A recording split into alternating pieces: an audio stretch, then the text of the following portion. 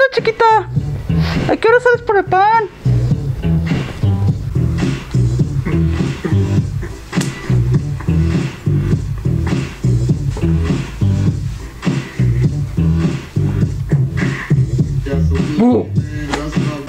Así es, bienvenidos a este top de obras que leer cuando a tu novia no le baja, o sea, de terror. A su mecha, Marimar, pero ¿por qué el Richie no tiene máscara? ¿Que no le consiguieron?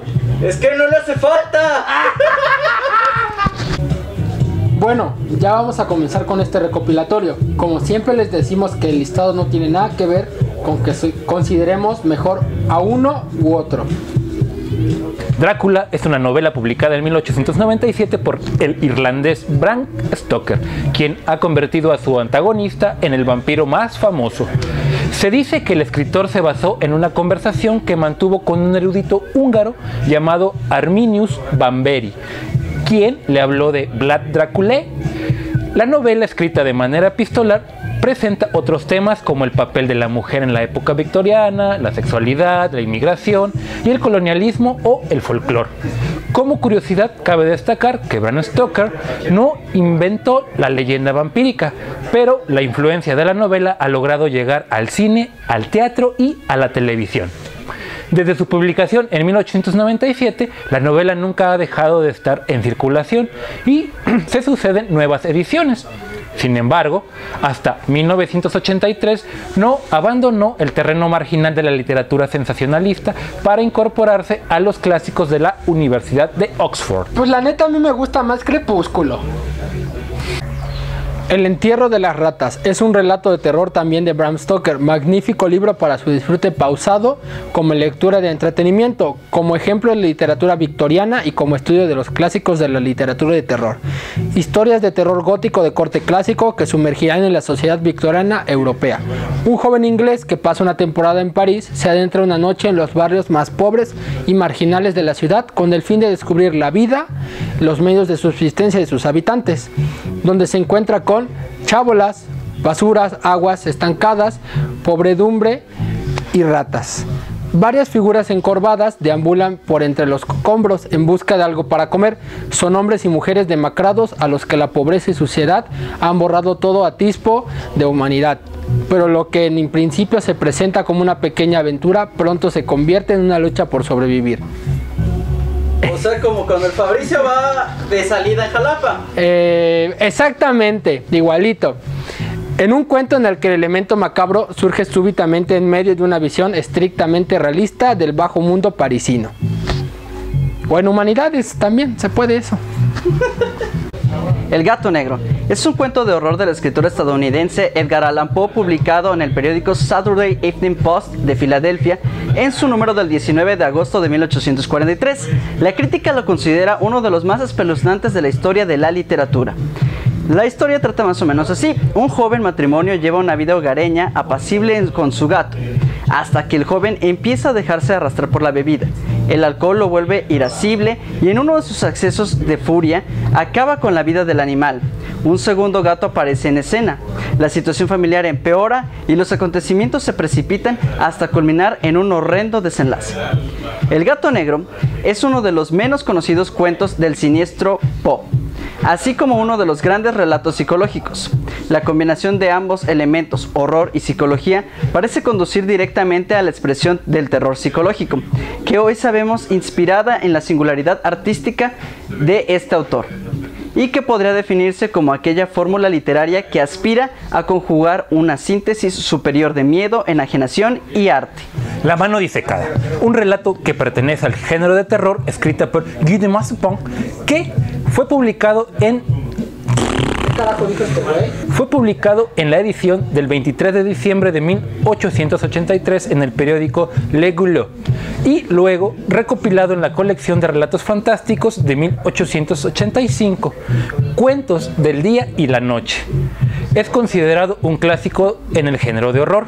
Un par de amigos decide reunirse para convivir en casa de Luis R. cuando repentinamente entra a la casa un viejo amigo de la infancia de nuestro narrador. generando gran sorpresa para los presentes, sobre todo porque los cuestiona acerca de un objeto extraño que acaba de traer de Normandía. Se trataba de la mano disecada de un célebre criminal de 1736 que había sido acusado de asesinar a su propia esposa, además de quitarle la vida al cura que los unió, y una infinidad de crímenes atroces más. Y finalmente la poseía un brujo que practicaba magia negra en el pasado. Era una mano horrible, negra, seca, larga, con unas uñas amarillas.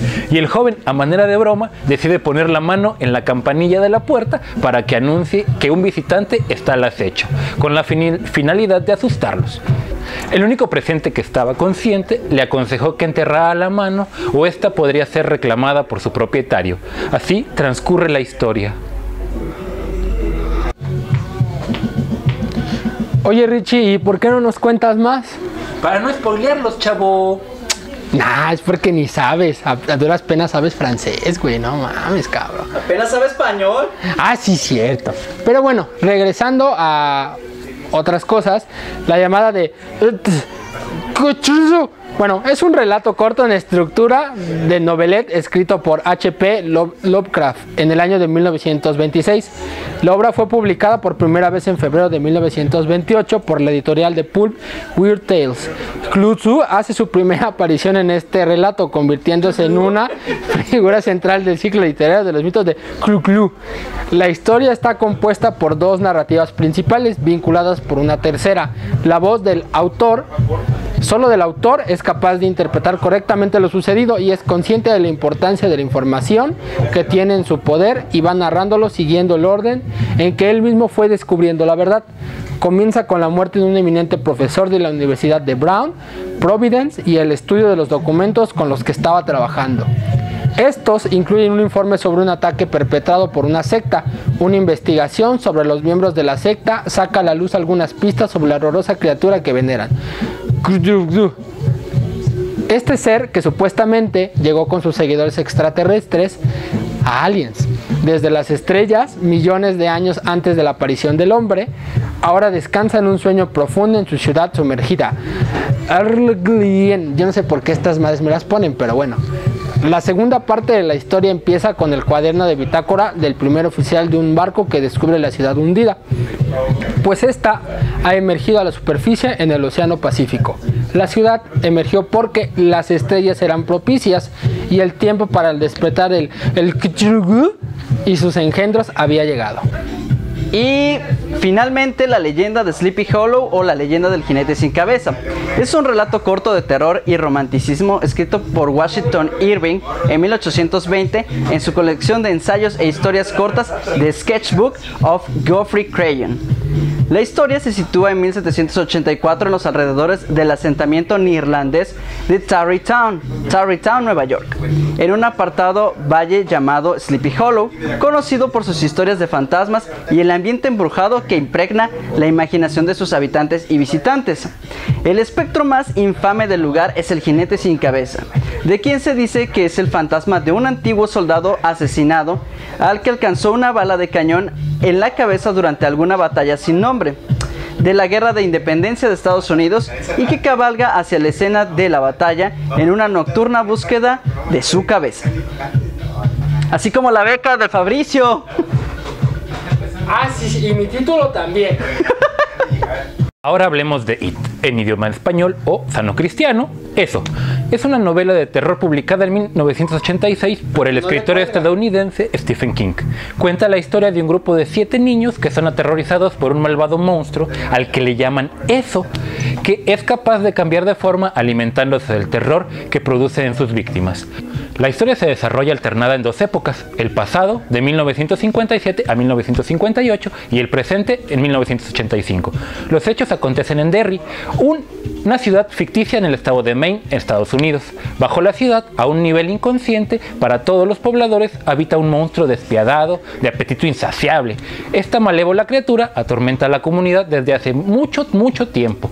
El monstruo es un ser ajeno a este mundo y se manifiesta como sus miedos, por lo cual constituye su mayor alimento, preferiblemente el de los niños y adolescentes cuyos temores son muy sencillos de elaborar.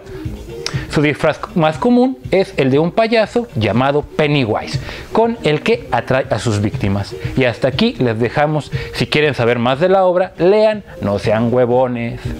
O vean la película. No, ¿para qué? Está re fea. Si te gustó el video, compártelo. Así miles de veces. Llénanos de comentarios y síganos en nuestras redes sociales. Nos vemos en el siguiente video. Hasta luego. Y por favor, no te dejes de suscribir porque si no, el niño millennial va a seguir siendo niño.